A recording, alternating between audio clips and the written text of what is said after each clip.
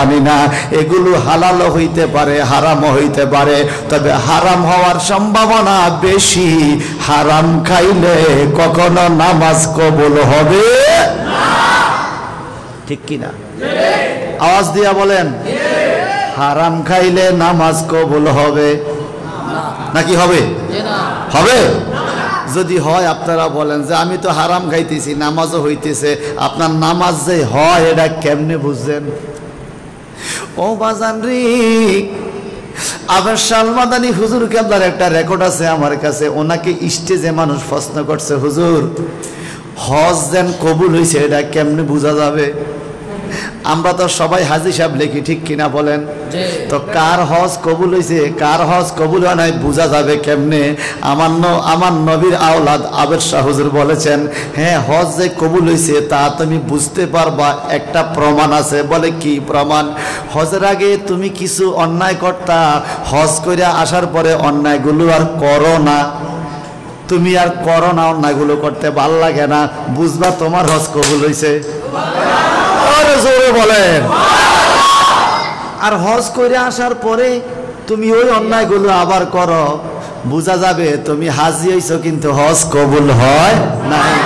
বাজান রে, আমার আপনার নামাজ যে কবুল হয়েছে এটা বুঝার পদ্ধতিটাও এরকম। আল্লাহ বলেছেন, ইন্নাস সালাতা তানহা আনিল ফাহশাই ওয়াল মুনকার, নিশ্চয়ই নামাজ অন্যায় কাজ, অপরাধ কাজ থেকে মানুষকে ফিরাইয়া রাখে। আপনি নামাজ পড়ার পরে নামাজটা কবুল হয়েছে কিনা বুঝবেন। যেমন নামাজের আগে আপনার এলাকায় কিছু লোক ছিল বাজান, যাদের সাথে আপনার ব্যবসায়িক লেনদেন ছিল। আপনি 1000-100 টাকা করে মাসে ব্যবসা করতেন, এটার নাম রিবা দিছে, সুদ দিছে। আপনি যখন নামাজে দাঁড়াইছেন তখন আপনার হুজুরি কলবে মনে হয়েছে, মাওলা রে, এই সিজদা হয়তো জীবনে আমার শেষ সিজদা, এই নামাজ হয়তো জীবনে আমার শেষ নামাজ, এই নামাজের পরে আর হয়তো কোনোদিন আমি তোমাকে সিজদার হায়াত নাও পাইতে পারি। আজকের থেকে আমি ভালো হইয়া গেলাম। আপনি মসজিদ থেকে বাইরে যদি সুদের কারবার আর না করেন, যদি এরকম 2-4 সপ্তাহ, 1 মাস 2 মাস যাওয়া চইলা গেছে, আপনি সুদের কাজে আর হাত দেন নাই, আপনি মদ খান নাই, গাঞ্জা খান নাই, ইয়াবা খান নাই, অন্যায় কাজ করেন নাই, আপনি নামাজি এই জন্য অন্যায় কাজ ছাইরা দিছেন, আপনি বুঝতে হবে আপনার নামাজ কবুল হইছে। জোরে কন্যা সুবহানাল্লাহ। আর আপনি নামাজ 5 ওয়াক্ত ঠিকই পড়েন বাজা, মসজিদের প্রথম কাতারের মুসল্লি, আপনি নামাজ 5 ওয়াক্ত ঠিকই আদায় করতেছেন, আবার সমাজে যাইয়া গালিগালাজ করেন, পরে জায়গা দখল করেন, মদ খাওয়েন না রে, গাঞ্জা খাওয়েন না, বেকের লগে আপনি মিল্লা জিল্লা চলেন, আপনি অন্যায়গুলো করতেছেন, আপনি বুঝতে হবে আপনার নামাজ কবুল হয় নাই।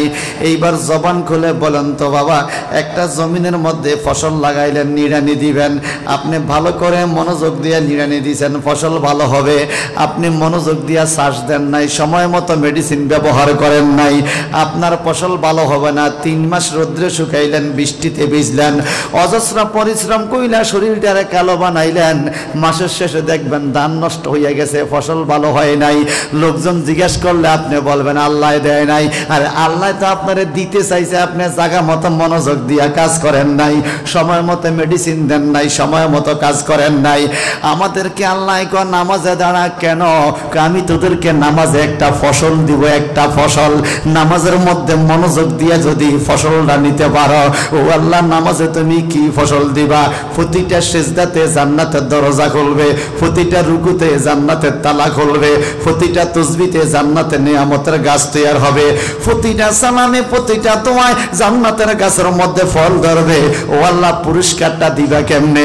এই নামাজটারে আসসালাতু মিফতাহুল জান্নাহ, নামাজটারে আল্লাহ পাক জান্নাতের চাবি বানায় দিছে। তুমি যে নামাজে দাঁড়াইছো মনোযোগ দিয়া পড়ো, চতুর্দিক গুছাইয়া নিও, নামাজের পরে অন্যায়গুলো আর করবা না। এই তাসবিহটা তুমি প্রতি নামাজে পড়তেছ কিন্তু কাজে লাগা না। হুজুর কোন জায়গায় পড়ে? আল্লাহুম্মা ইন্নী যালামতু নাফসি যুলমান কাসীরা লা ইয়াগফিরুয যুনুবা, পড়েন কিনা বলেন?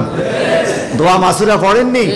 ভাইজান রে সালামার আগে প্রতিদিন আমরা তওবা করতেছি, আল্লাহুম্মা ইন্নী যালামতু নাফসি যুলমান কাসীরা। আল্লাহ আমি আমার জুলুম করেছি, নিজের উপরে অনেক জুলুম করেছি মাওলা, তুমি ছাড়া আমার গুনাহ মাফ করার কেউ নাই রে মাওলা। এই নামাজের পরে আমি আর গুনাহ করব না, তুমি আমারে মাফ কইরা দাও। আপনি ফজরের টাইমে তওবা করলেন, নামাজের পরে গুনাহ করবেন না। আপনি ফজরের নামাজের পরে মসজিদ থেকে বাইরে সুদে টাকা লাগাইলেন, ঘুষে টাকা লাগাইলেন, আপনি মদ খাইলেন, গাঞ্জা খাইলেন, গুনায় চলে গেলেন। তওবা আছে না গেছে? জোরে কোন, আরো জোরে কোন।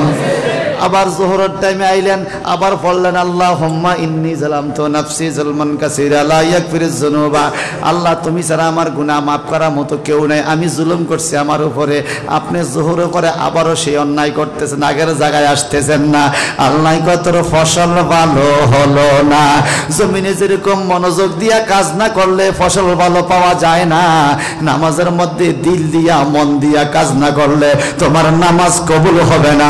নামাজ কি যদি কবুল করতে হয়, আল্লাহকে সামনে আজরাইলকে পিছনে, ডাইনে জান্নাত বামে জাহান্নাম মনে কইরা তুমি একটা সাকুর উপরে দাঁড়াইছো মনে করতে হবে। আল্লাহ আমার সামনে, আজরাইল আমার পিছে, ডাইনে আমার জান্নাত বামে আমার জাহান্নাম, আমি কোন দিকে যাব? একটা সিজদা দিছি, আরেকটা সিজদা দেওয়ার শক্তি হয়তো আমার শরীরে নাই। এই চিন্তা কইরা যদি নামাজ পড়তে পারো, এই নামাজ হয়ে যাবে তোমার জন্য মেরা।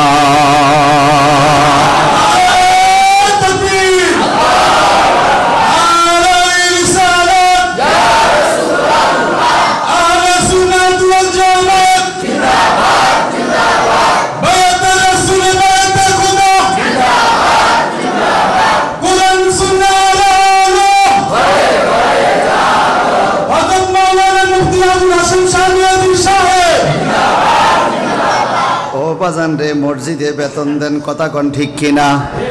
বেতন মসজিদে দেননি, মসজিদে বেতন দেন, ইমাম সাহেবরে খাওয়ান, এলাকার লোকদের সাথে মিশিয়া মিশিয়া মসজিদে দান করেন। আপনার জমিনে হাল চাষ লাগাইলেন, জমিনে সব করলেন, ফসল না হলে আফসোস লাগে। আপনি মসজিদে ইট দিলেন, সিমেন্ট দিলেন, রড দিলেন, টাইলস দিলেন, মসজিদের বেতন দিলেন, নামাজও পড়লেন, কিন্তু আপনার চরিত্র পরিবর্তন করতে পারলেন না। আপনার টাকাগুলা জ্বলে গেল। আল্লাহকে সেজদা দিলেন কত কষ্ট কইরা, আপনার চরিত্র পরিবর্তন করতে পারলেন না, এই সেজদা জ্বলে গেল। একটু জবান খুলে বলতে হবে বাজান, নবীর আদর্শে আমাদের আদর্শবান হওয়া লাগবে কিনা?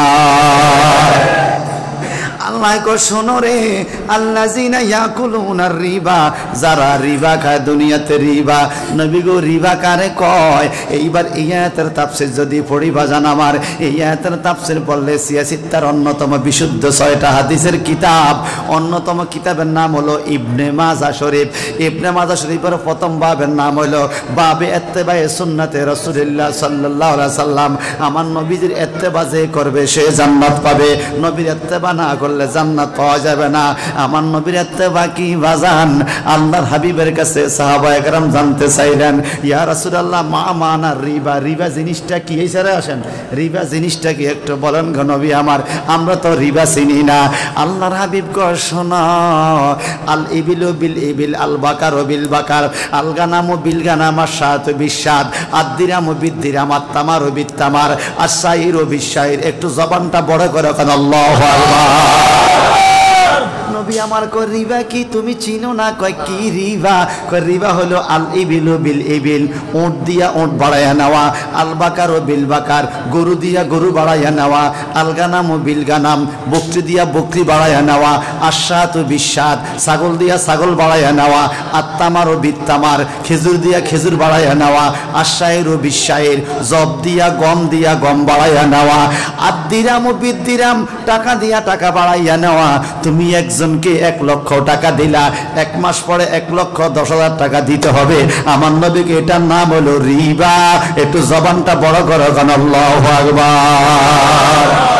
আরো জোরে, আল্লাহ পাক বলে শোনো শোনো, ইয়াকুলুনা রিবা, যারা রিবা খায়, এরকম টাকার ব্যবসা বাণিজ্য করে, লা ইয়াকুমুনা ইল্লা কামা ইয়াকুমুল্লাযী ইয়াতাখাব্বাতুহুশ শাইতানু মিনাল মাসসে।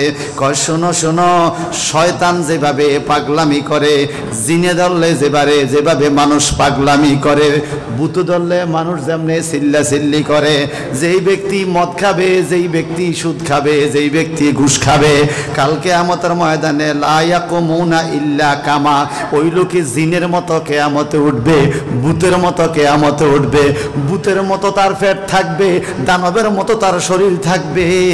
মানুষ তাকে দেখে বলবে, ফেরেশতারা রে, এই লোকটাকে সেই না দফল্লার অমুকের ছেলে অমুকে, তার এরকম দানবের মতো লাগে কেন?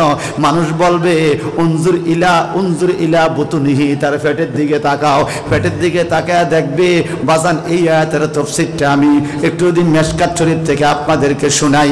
পেটের দিকে তাকাইয়া দেখবে, ওয়াফি বুতুনিহি সুজাতুন কাসিরাতুন শাদীদাতুন শাদীদা।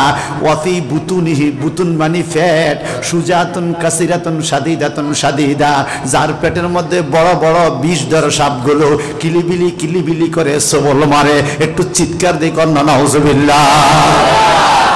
নবী আমার বলাই, উম্মতরি তোমরা এই সাপগুলো দেখো নাই রে? আমি মেরাজের রজনীতে যখন জাহান্নাম দেখতে গেলাম, তখন এরকম জিনওয়ালা বুতওয়ালা আশ-শায়তানু মিনাল মাসসে, কয় শয়তানে ধরলে, জিনে ধরলে মানুষ যেরকম পাগলামি করে, বাইন্দা রাখতে পারে না, এরকম কিছু মানুষ দেখছি বাইন্দা রাখতে পারে না। ফেরেশতারা তারে ফিডায় আর শুধু লাপায়, জিনের মতো, শয়তানের মতো। আমি নজর দিয়ে দেখলাম তার পেটের ভিতরে সাপ। সুজাতুন, এমন সাপকে বলা হয় সুজাতুন, সুজা মানে সাপ, এমন সাপকে সুজাতুন বলা হয় যেই সাপগুলো দুনিয়াতে পাওয়া যাবে না। সুবহানাল্লাহ, দুনিয়াতে খুঁজেও পাবেন না। এই সাপগুলোকে সুজাতুন বলা হয়। আমাদের দুনিয়াতে দেখবেন কিছু সাপ আছে বাজান, এইভাবে ফানা ধরলে মাথাটা বড় হইয়া যায়, মাথার মধ্যে ফুল দেখা যায়, এইভাবে ফানা ধরে। আবার কিছু সাপ আছে বাজান, ফানা ধরলেও মাথা ফুলে না, মাথায় ফুল হয় না, মাথার উপরে ফুল, কালো কালো তিলক থাকে কপালে। যেই সাপের কপালে কালো তিলক থাকে বাজান, এই সাপগুলোকে বিষধর সাপ বলা হয়, বিষাক্ত সাপ বলা হয়। আল্লাহর হাবিব কয়, মেরাজের রজনীতে আমি দেখলাম ওই পাগলের মতো মানুষটা, তার পেটের ভিতরে সুজাতুন কাসিরাতুন শাদীদা, এমন বিষধর সাপ রে, কপালের মধ্যে কালো তিলক। সাহাবীরা কয়, নবী গো, এই সাপের বিষ কেমন হবে? আমার নবীজি কয়, যদি দুনিয়ার মধ্যে এই সাপটা একবার আইসা একটা নিঃশ্বাস ফালাই রে, সারা দুনিয়ার গাছগুলো মরে যাবে, ঘাসগুলো মরে যাবে, জমিনটা তামা হয়ে যাবে। কিয়ামত পর্যন্ত বৃষ্টি হইলেও এই জমিনের মধ্যে আর ফসল জন্মাবে না। এই সাপের এত বিষ, এই সাপগুলো যখন মানুষের পেটের মধ্যে থাকবে, আল্লাহর হাবিব বলেন, জিবরাইল রে, মান হাউলায়ে, এই মানুষগুলো জিনের মতো, ভূতের মতো দেহ, পেটের মধ্যে এরকম বিষাক্ত সাপ, এই মানুষগুলো কে রে? আল্লাহর হাবিব বলেন, আকালাতুর রিবা, যারা দুনিয়াতে টাকার ব্যবসা করত, সুদের ব্যবসা করত, এই লোকগুলাকে আল্লাহ পাক এই দেহটারে জিনের মতো দেহ বানাইয়া হাসরের ময়দানে এরকম করবে। একটু জবানটা বড় করে কি বলা যাবে? নাউজুবিল্লাহ। আরো জোরে বলেন নাউজুবিল্লাহ। একটু মহব্বতে পড়ে আল্লাহ।